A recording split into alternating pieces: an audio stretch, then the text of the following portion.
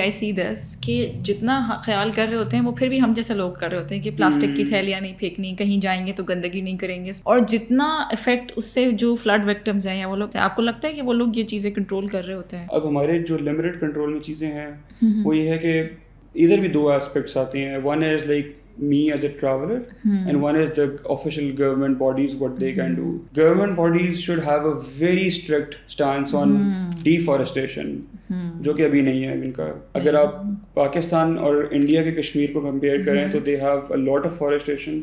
ہم لوگوں نے deforestation کر کے timber mafia نے and what not, we have made all of those areas جہاں پہ floods کا اتنا problem ہوتا بھی نہیں تھا, وہ areas flood ہی بننے لگ گئے ہیں.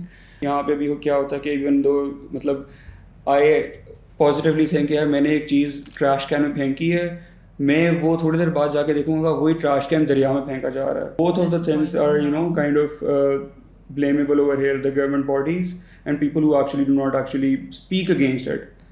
Because if you are seeing something, so I wanted to utilize this platform and all the platform that the community I have کہ ان چیزوں کے اوپر ضرور بات کی جائے.